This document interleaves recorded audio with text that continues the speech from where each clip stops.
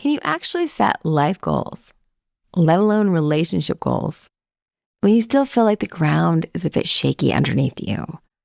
When recovering, whether it be financially, physically, mentally, is still fresh? I've been thinking about this question a lot as we head into 2026, because traditionally, this is when you're supposed to dream big, set intentions, vision board your future, and make bold plans. But what if you spent last year just trying to survive, trying to keep your head above the water? Welcome back to The Grit Show. This is the second part of our conversation with my husband, Robie, about the 20 questions for a year well loved. Last episode, we looked back at growth and connection and talked a little bit about the elephant in the room. Today, we're supposed to be looking forward, talking about communication, aspirations, and the future we want to build. Except 2025 was the year that led off with breast cancer and a double mastectomy, learning how to ask for help when you spent your whole life being the helper. Watching your partner become your caregiver when that wasn't the dynamic that either of you signed up for. So today's conversation is a bit different than what's expected. Yes, we're still answering the questions because they're important. And as you learned in the last episode, we've learned that they're important. But we are answering them honestly, from a place of still healing, still finding our rhythm, still unpacking our house, and still figuring out what normal looks like now. If that's the place you're in, if you're entering 2026 not from a place of boundless optimism, but from a place of hard-won gratitude, I think you'll find something useful here. This is about what it really takes to build a future when your foundation's been shaken. And if you're listening to The Grit Show, I'm guessing you can relate to that. Welcome to The Grit Show, where our focus is growth on purpose. I'm your host, Shawna Rodrigues, and I'm honored to be part of this community as we journey together with our grit intact to learn more about how to thrive and how to get the most out of life. It means a lot that you are here today. As you listen, I encourage you to think of who may appreciate the tidbits of knowledge we are sharing and to take a moment to pass this along to them. Everyone appreciates a friend that thinks of them, and these conversations are meant to be shared and to spark even more connections. Welcome to 2026. You've been here for a little while, but this is our first podcast episode for the new year, and we have with us a wonderful special guest, Robie Lawrence. You've met him a couple of times now. You may remember him from his solo episode on the Tao of Pooh. Oh, I did that, didn't I? You did do that. And although, some folks know Robert from his career working as a surgical tech and endoscopy, the rest of us get to know him for some of his wisdom and brilliance he's brought to bear in the episodes of this podcast. And I think I shared in our last introduction how much I appreciate the diversity of who he is. But to build on some of that wisdom piece, I really love his reflective nature and the ability to make golf a meditative sport, I think. Yes, it is definitely that. I'm surprised other people don't feel that way about it. Well, however, it's the one place where I can think only in the moment. Every other part of my life falls away, and I'm out in nature, animals everywhere, trees all around, and unfortunately sometimes I'm in those trees. And yeah, I'm just absolutely, for the time I'm out there, living in the moment, and it's wonderful. And everything else falls away. That's Yep.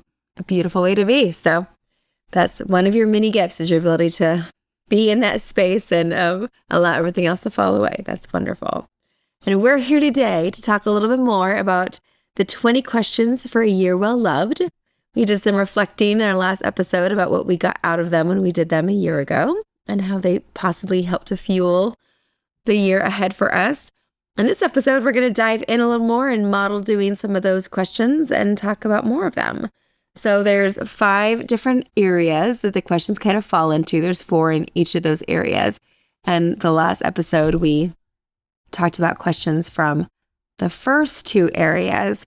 And then this time we're going to address the last three.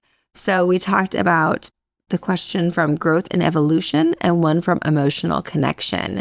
And this is a download. You guys can get this in the show notes. And there's 4 in each of them. So we just grabbed one and chatted about it. And now we're each going to ask each other one of the questions from challenges and resilience, communication and understanding, and future and aspirations. So I'm going to go first and ask you from challenges and resilience. Are you ready for this? I am ready. Let's do it. Okay. What strength in our relationship surprised you during a more difficult moment in the past year? I would say during the entire medical struggle from your mastectomy until at least 3 months, that with all of the stress going on and all of the pain that you were going through and the unknowns and the hiccups, we didn't fight, we didn't bicker, we just stood together and got through it. And that surprised me a lot. It's impressive to watch your partner go through an incredible struggle and handle it with grace, and more often than not being concerned for me and not you. And that is just so amazing. And I love that. I can comfortably say the vast majority of the time, each of us was more concerned with how the other was doing and what we could do to help them instead of being focused on ourselves. And I found that amazing. I was still really focused on myself. You did that in a way that sure made me feel like you were trying your very darndest to make sure I was okay too. Yes. And I appreciated that. Yes, I had to balance focusing on me so that I could have space to focus on you. It was a balancing act of those two. But that definitely was, I think, something I was surprised about as well, because I'm used to being home, working from home. So fortunately, that wasn't as much of an adjustment. I think if I'd gone from being in an office surrounded by people every day to being by myself at home all the time, that would have been a harder adjustment than a separate adjustment.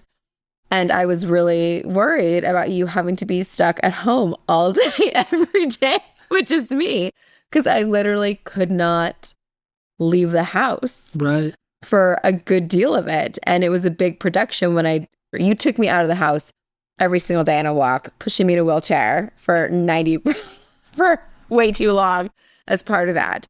And so, but I couldn't go to restaurants. I couldn't go out and do the things we would normally do. I couldn't go out and interact and be social and be in public and do that. And even for our anniversary, when we were going to go and that was, weeks after the surgery, we were going to go out to dinner, but trying to figure out a dinner, and then people were getting sick around us and did not want to expose me to other people at all. And so decided we couldn't even go out when we were going to try. So you being locked up in our house was something that I was, as a separate thing of like who your personality is, that you're good at connecting with people, you work with amazing people, you spend time with people every day. So that element, in addition to having to be a caregiver and having like 6 to 8 hours of every day being my caretaking, because it really required that much of every day to take care of me and all of my wounds and all of the different things. That doesn't even count the laundry that had to be done because of me that I couldn't help with, like feeding me and everything else. Like, it was a lot. And so I really was very impressed as well that we did not bicker and fight and get snippy with each other and get short. In the last episode, you'd shared about how when you get stressed, like all of us, you can get snippy, you get short. When I get stressed, I get snippy and I get short. And so that's just a natural thing that people do when it happens. And it's shocking that I think we would together be frustrated with the medical establishment at times or something else that was happening to make it hard to like move the care forward. But we were always on the same side of it and like rallying together against something else versus, and we were courteous, I think, to everyone else regardless. But We definitely were feeling pretty grumpy about things together at times, but they were outside of us and not at each other. So that was pretty huge. Yeah, I agree. Yes. Yay. Great. Yes. Yes. Do you have a question from that section? My question for you is, what made you feel most supported this year? Oh, I have to do two things. I can't just do one thing. So one thing was that you taking off of work as much time as you took off of work to be with me, when I know how hard it is for you to take off of work to take care of yourself and to not be there when you know they're shorthanded and do everything else. Like how much time you took off of work to be there and to be a support for me was huge. Like, and also like, obviously I have financial implications as well, but you understanding that being there for me was the most important piece. And for us to figure that out, like that was huge and felt so supportive. And that was amazing. The other thing that was amazing was you had your truck and you listened to my crazy plan and thought, and we came together on this crazy plan that you sold your truck and then was able to use some of that money towards the lost money from our wages, largely is what it went towards, the lost money from our wages to help cover those expenses and then help cover expenses when we had to move. Like you were amazing to let go of your truck, and you've made that work out so well, and you've been so great about that whole process, even though it was a stress for you to get that figured out before the surgery and everything else. But yeah, you showed up in a big way with giving up your truck and making all that happen so we could have that additional financial flexibility through all of this, because it was not easy. We're still like, coming to trying to even things out from the hit we've taken from all of this. So yeah, you were amazing with both those ways. I felt extremely supported by both of those things. Happy to do them both. Definitely interesting, because you know how, and you mentioned that it's hard for me to take time off work. But it also, that piece brought me to a different place in my mind where this is going to sound maybe bad, but I'm not asking for time off. Yeah. I'm telling you I need the time off. Not you, work. And that's a different place than I've ever been. And I just wasn't going to let them say no. There was not an option. And if I needed to extend it for as long as I needed to extend it for, I was also okay with, if I need to get another job because you won't allow me to take this time off, then I'll get another job.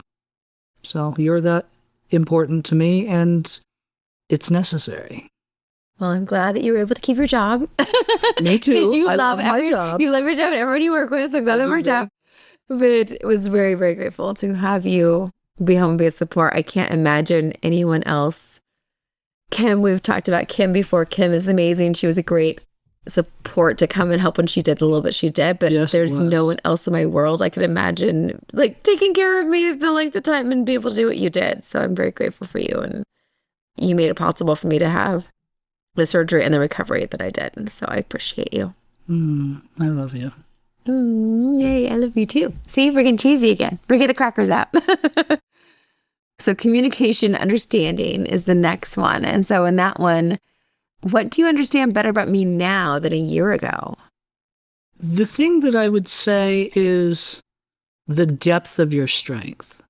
I've known you for 40 years. Oh my goodness. In some way, I've known you for about 40 years. And I'm aware of your strength. I've seen tribulations and difficulties in your life and how you've managed to come through them amazingly and with resilience that is just unbelievable, that I don't see in other people.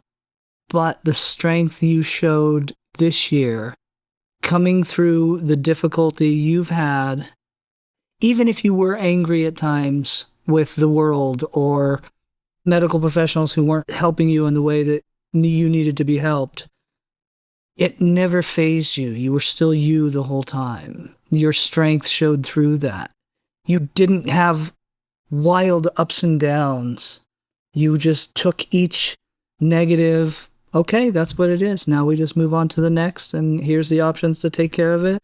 And you, while doing that, you managed to make me feel loved and cared for deeply, while I also watched you helping to take care of extended family who had needs as well. And that's just, to me, absolutely infinitely more strength than I think I would have. And as strong as I thought you were, you showed even more strength than I thought you had. Thank you. You're very welcome. It's true. Thank you. And it's true. I like that. And then I would ask you, what topic deserved more of our attention this year than we were able to give it? Ooh. Oh, I felt like there's so many things that needed attention this year that didn't get it. But let me think about just one topic. I feel like the topic that needed more attention was your well-being and you and what your body needs and what you needed. Like we've talked about, you are somebody who puts your needs aside 100% and took amazing care of me. And I still feel like that was one topic that needed more attention, was you and what your body and what your health needed, because my health was like eclipsing everything. Because as soon as we thought we got one thing figured out, there was something else, and then something else, and then something else. And so I feel like that was one topic that needed more attention, is your health and well-being needed more attention than it got. And I think that our future is something that needed more attention than it got. I think that we were so much, but I mean, it makes sense, right? We were so much like in the let's get through this, and in the moment, which we needed to be this year. Right. That visioning and future making was like less of a focus, because we just had to get like one step and let's just get this next appointment, next bit of information, next page. And then once we get to the next piece, then the next piece. So I'm excited about those topics becoming more of a focus in the future, because we are putting this health stuff to rest. Yes. I've informed my body to get it together. We're going to have another surgery in a year or two, that can be put aside and set aside so that we can actually focus on other things. And so I feel like those are the two things, is your well-being, because you're really good at I think you're very good at powering through. And I want us to actually get to a place where you're not just powering through, that your body actually is doing what you want it to and feels the way it needs to be and is doing that. And it's not like put over in a compartment that's like causing you stress and pressure, because it's not getting the attention that it deserves and needs. So I'm excited for that to be more of a focus. Go 2026. Yay! I'm looking forward to that. I'm so excited for 2026. I feel guilty that there's such pressure on this year, but you know, it's going to be amazing. It's going to be amazing. It's going to, yeah. Well, I'm curious where we're going to be at the end of the year. Well, and just to respond a little bit to the last question, when I look back on last year, I don't see a lack of attention being paid to like my well-being. You did a very good job of having your friend Kim, who was wonderful, come over and give me a break so that I could, and oftentimes go golf, or I would find ways while you were sleeping to go out into the garage and get some sort of a workout in, or get on my elliptigo and go for a ride. So I don't feel like I missed out that much. Like, would I like to have an hour of intense workout every day or 5 days a week? Well, yeah, that would be great. But it's just not when that's going to be able to happen. So I feel like between the two of us, we helped me find a way to get the time I needed. Yes. I'm glad you feel that way. And I'm looking forward to having more space and more of a rhythm, that even like in the move, that your golf simulator is not yet set up at this house and had to be put at the bottom of the list because the rest of the house hasn't been figured out in a bag. And so those are the things that I would love for those to be moved up the list and get more of a priority, because I care about that and care about you and figuring out those things for your long-term well-being. I appreciate it. I'm glad we can agree on all that. And I think we're actually doing good enough for time that we actually have time to do additional ones from this one. Do you want to do additional one from communication understanding, or additional one from challenges and resilience? I would prefer communication and understanding. All right. What's one thing I could communicate better? Oh, I ask a question and then I get nervous. That's a hard one. Thinking of this, you take on a lot, not just in your own life, work, whatever, but also of other people. And you're helping friends who need this, or people you don't even know who want something, or your family who has needs, or my mother who has needs. I would say, because I hate to see you overwhelmed with all the things you're trying to help with, I would like you to communicate to me when I could help to relieve some of that stress from you. And, wow, I didn't expect that. and when saying that, I'm aware that there are going to be times where I say, no, I don't have the wherewithal to do that. Mm-hmm.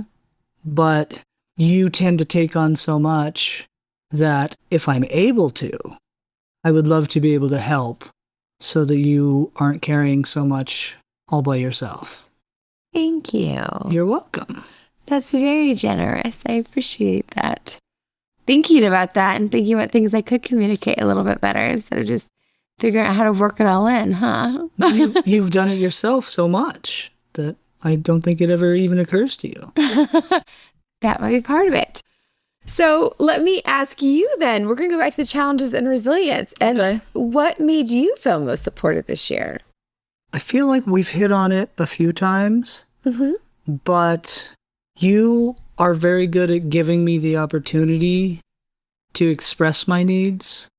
Many times during 2025, you've said the exact words, what do you need this weekend or on your day off or whenever? What can I do so that you can do whatever it is you need?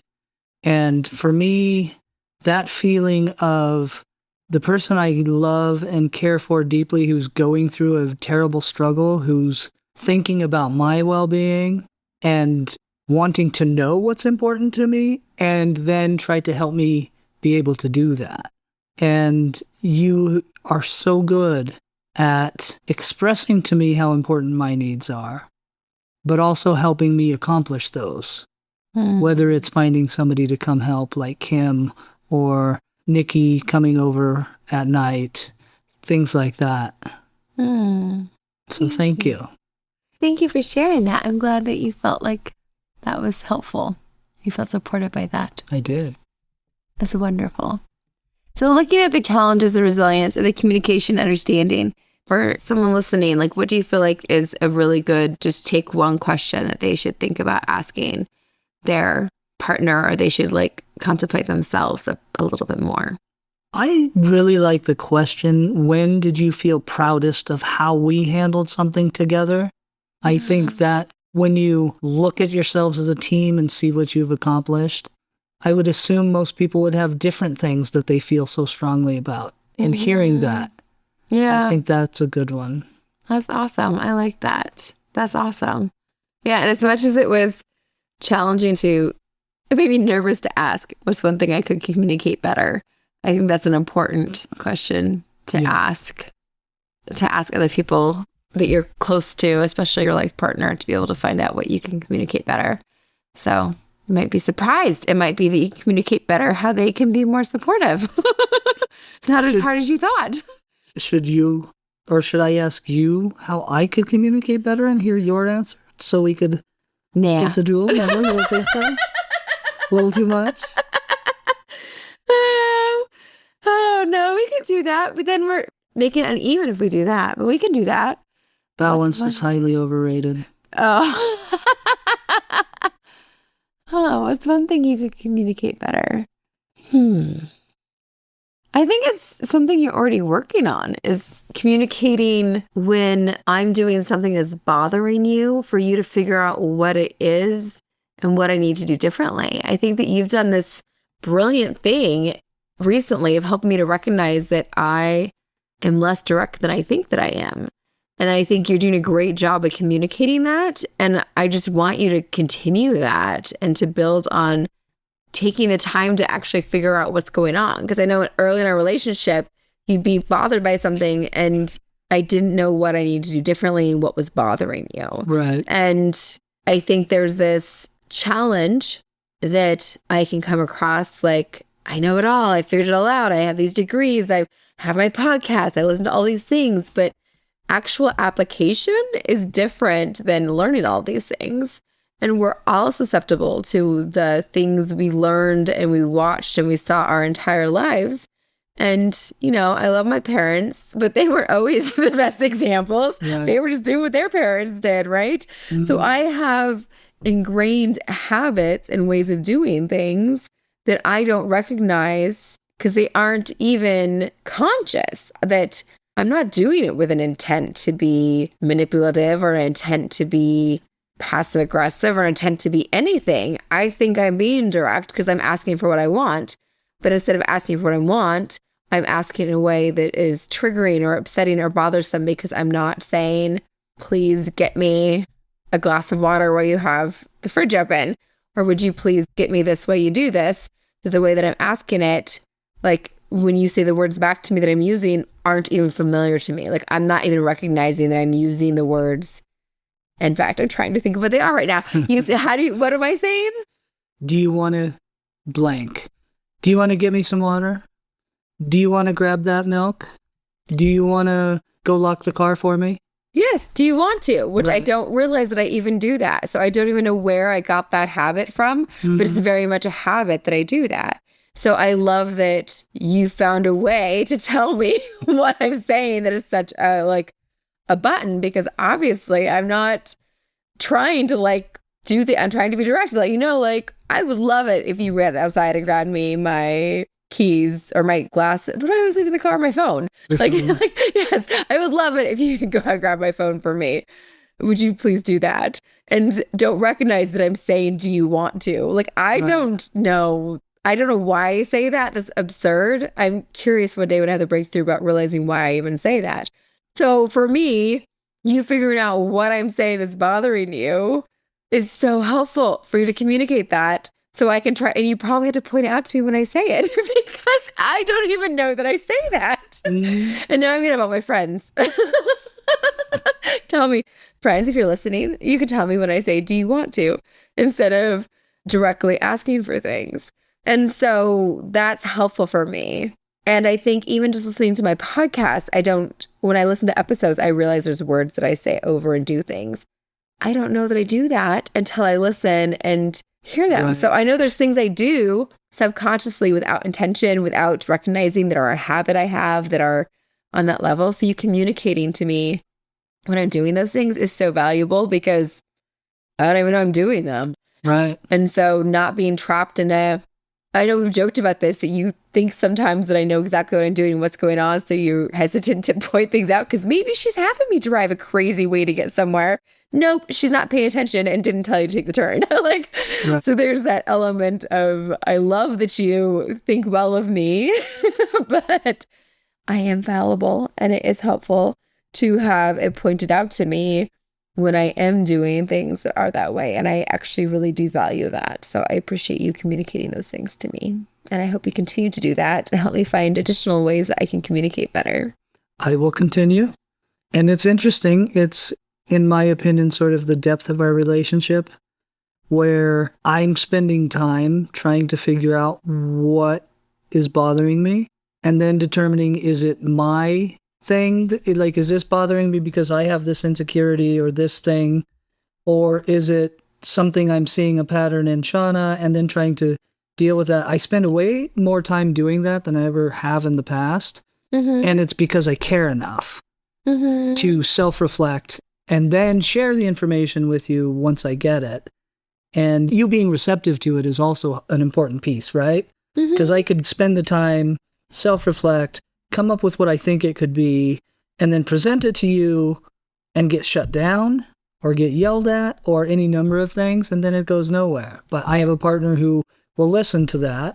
And if you think I'm potentially right, you'll say that. If you think I'm wrong and it's from somewhere else, then you'll let me know that too. So I think our communication works because we both care enough to listen and reflect on it. Yes, I like that about us. Me too. All right. So future and aspirations. So why don't we go ahead and each choose one there? So since you just asked me a question, I'll ask you a question. So which of our shared values do you think will be most important this year? Our shared value is how much we each want our partner to feel valued and loved and listened to. Because we've both been in relationships where we didn't feel that way from our partner, and probably been in relationships where we didn't give that to our partner as much or in the way that they needed. Mm-hmm. And so I want to continue for our relationship to have that kind of depth of caring about the other person enough to even share the uncomfortable things. Obviously, you want to share the great things and the positive things, but our partner feeling as important as we feel they are. And that is one of the things that has brought such depth in our love and strength in our relationship. And I want that to continue for us. I like that a lot. Thank you. You're welcome. What is one thing that you hope we will accomplish together this year? Ooh, I'm not going to say the painting. Oh, what is one thing I hope we're going to accomplish together this year? And maybe you could have a big picture idea and then just like a small thing. So the painting could work, but also something else. Yes. I think that one thing I hope we'll accomplish together this year is more walks in our neighborhood, which I know that we started having to do small walks and walks because of my breast cancer. And it's very funny. You've been amazing the whole time we've been together. You are not a walker. Robbie is not a walker. He's not a walker. He is definitely a runner. And walking used to be a painful experience for him.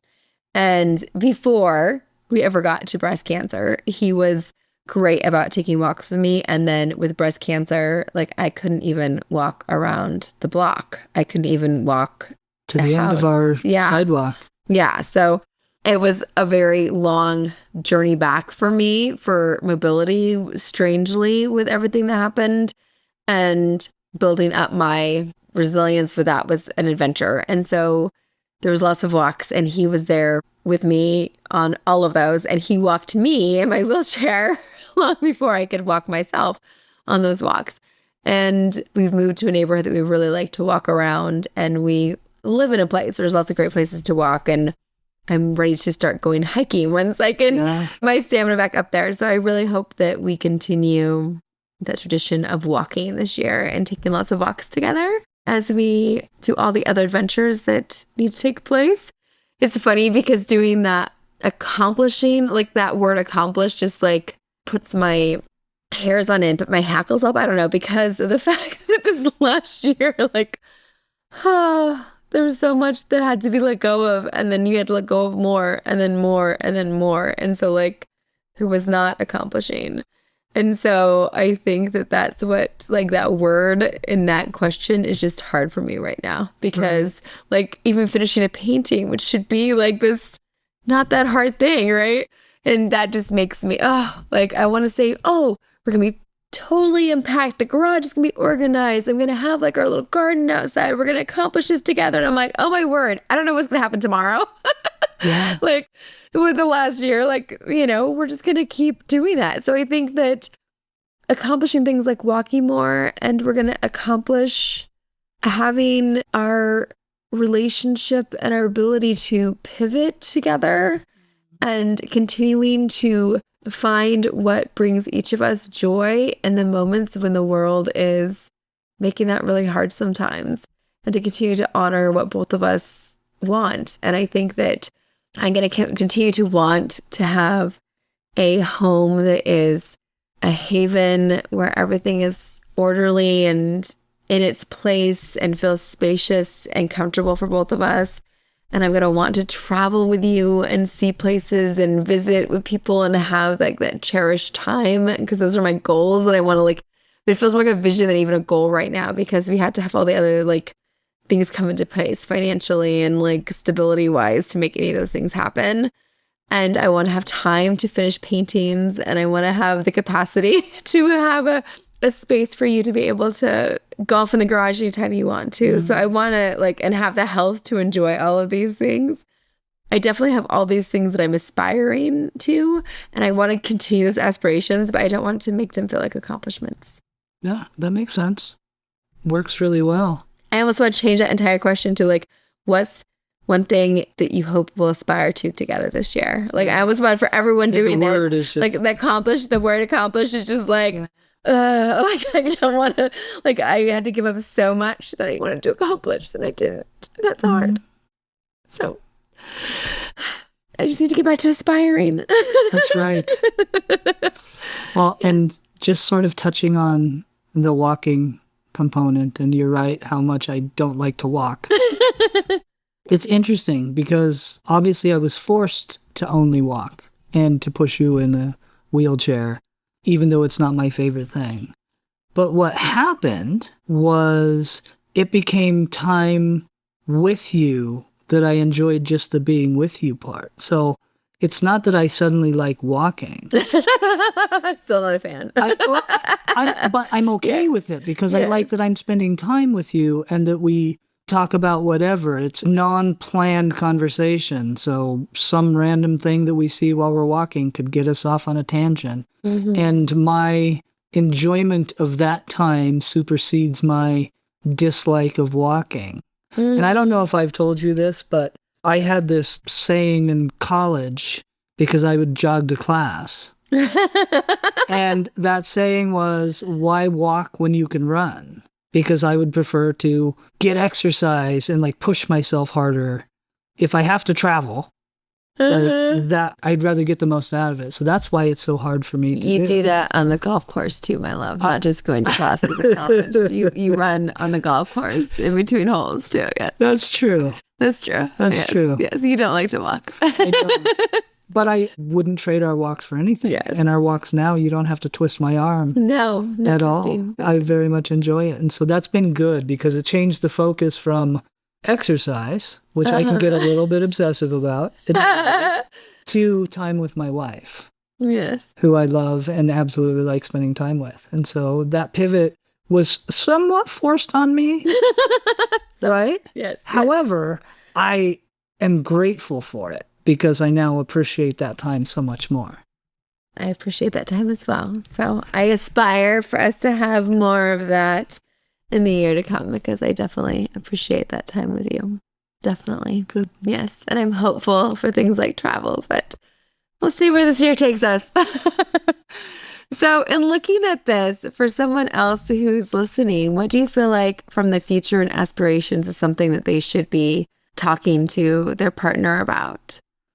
I really like this question. What's something I could do in the coming year that would make you feel more seen or appreciated? Ooh. And sharing that, asking each other that question exposes the opportunity, especially to let your partner know if there is some part that you would like more light shown onto. We're all changing. So last year I maybe needed more praise for what I did. This year I maybe need something different. And I like that question because you can really open up and discuss that with each other and just learn more about your partner. I like that. That's a great one. I think it's very valuable to help you guys get to know each other better and apply that more in the year to come. I like it a lot. I also like the one about what excites you most about our future together. And I feel like that's one that is also valuable just for an individual to even ask themselves, what excites you most about your future? Right. So that you can have something to look forward to and start visioning and seeing that and deepening that piece. So as you walk away from this episode, I hope that folks take the time to think about that. And again, you have the option of getting this entire 20 question set, but even just walking away with those little pieces about either as an individual, what excites you most about your future or your future together with the person you're asking these questions to. Or I really like what Robie suggested was what's something I could do in the coming year that would make you feel more seen or appreciated? Because that is very valuable. We could all use a little more of that. We could all use a little more of that. Thank you so much for spending time with us, Robie. And thank you everyone for listening, for being here with us and having us be part of your start for 2026. Wishing you all the best of 2026. Yes, hoping you find more joy, more connection, and that these questions and this conversation can be part of that. Thank you. Thank you. I value the time we shared together today.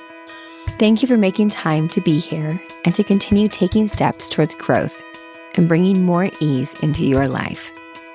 I'd love for us to stay connected on Instagram at Shawna Podcasts or at the.grit.show. There's even a link in bio at the.grit.show where you can send me an email to let me know what you thought of today's episode. Hearing from you helps to make the effort that goes into producing these episodes worthwhile. After all, you're why I'm here. And since it's been a while since you've heard this, you are the only one of you that this world has got. And that really does mean something. I hope you realize that. I'll be back again soon, and I hope you're following along or subscribed so that you'll know and be here too.